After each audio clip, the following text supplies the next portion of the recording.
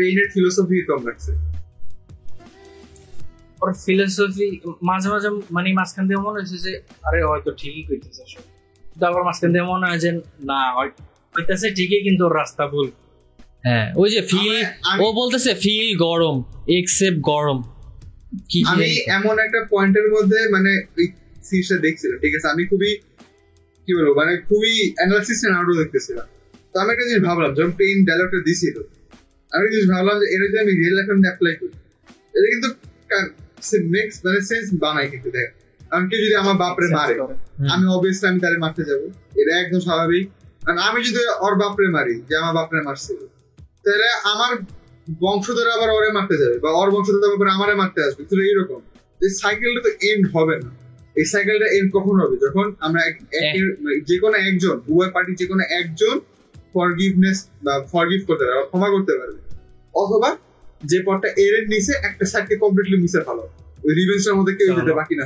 ওইটাও কমপ্লিট করে নাই, ওইটাও কমপ্লিট করে নাই, ওইটাও হয় নাই, ওইটা যেহেতু করে নাই, যার কারণে আমরা পরে দেখলাম এই ফিলোসফি কিন্তু আবার পেইন যেটা বলছে কিন্তু আবার ঘুরে ফিরে আবার আগে আসে। দেখেন অ্যাটাক অন টাইটানের মধ্যে একটা সাইড কিন্তু ক্লিন করে নাই এরেন, যার কারণে যে বলছিল না যে মোমেন্টারি পিস আনবে এই ওয়ার্ল্ডের মধ্যে, পেইন কিন্তু বলে নাই যে আমি একদম আজীবনের জন্য শান্তি ফিরে আনবো।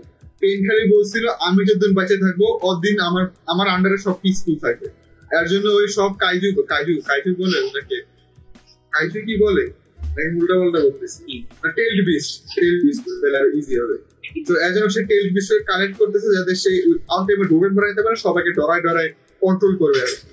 তো ওই কিন্তু বলছিল একটা মোমেন্টারি পিস, পার্মানেন্ট পিস না, যখন ওই মরে যাওয়ার পরে আবার এটা আবার রিটার্ন করবে। তো এরেনের ক্ষেত্রে ঠিক একই কাহিনী হয়েছে। এরেন কিন্তু সেই কাজটাকে একদম কমপ্লিটলি ইরেজ করতে পারেনি। এরেনের কাছে কিন্তু সেই পাওয়ারটা ছিল সবাইকে ভয় দেখানোর, তো এরেন ওই কাজটা ঠিক মতো করতে পারে না, যার কারণে আমরা দেখতে পারছি যে ফিউচারে যায় ওই যুদ্ধগুলো কিন্তু আবার রিটার্ন করছে। তো এই যে পেইনের যে ফিলোসফিটা, এটা আমি দেখলাম পেইন দুই দিকে গেছিল। পেইনের কাহিনীটা ঠিক ছিল যে ও যদি ম্যানিপুলেট করতো তাহলে সবকিছু ফিক্স হইতো।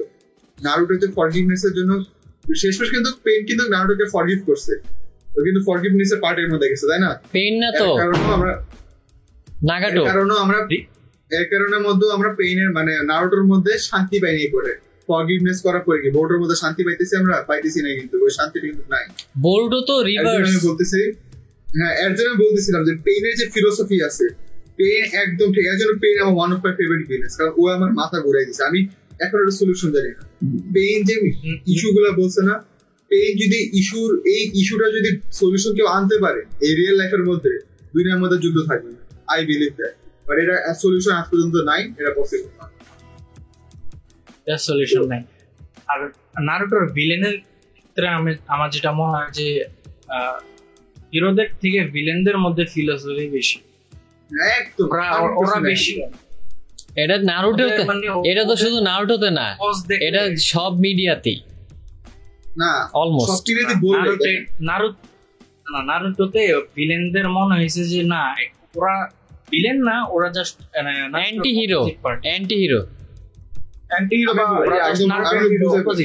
না। নারুটোতে কেমন মানুষের কথা বলে, কারণ হ্যাঁ এরকম এক একটা ভিলেন, এরকম ফিলোসফিক্যাল ভিলেন প্রত্যেকটা মুভি বা ফিকশনের মধ্যে থাকে।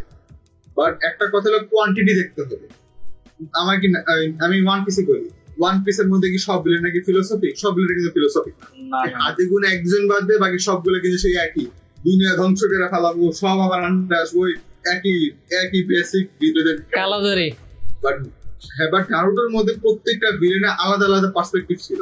একজন টাকা পয়সা নিয়ে আসে, একজন রিলিজন নিয়ে আসে, একজন পিস নিয়ে আসে, একজন হলো রিভেঞ্জ নিয়ে আসে। তো এই বিষয়গুলো খুব ভালো লাগছে। আর হলো সবাই, আমি একটা কম্পারিজন বলবো, এটা আমার নিজেরই, আমি এগ্রি করি। অন্যান্য অ্যানিমের মধ্যে বলে আমি ওয়ার্ল্ড ডমিনেট করবো, মেন ক্যারেক্টারকে ম্যানিপুলেট করবো, অনেক মিশন থাকে ভিলেনদের। বাট নারুটো দিস হলো one of those few anime যেখানে ভিলেনদের মেইন গোল হচ্ছিল পিস, শান্তি খুঁজে পাওয়া। দেখেন সবাই কিন্তু শান্তি খুঁজতেছে, কেউ ওয়ার বানাইতেছে না এক্সেপ্ট মাদারা। তো এই জিনিসটা খুব ভালো লাগছে। মাদারার উপরেই তোমার একমাত্র টকনো জুৎসু ইউজ হয় না,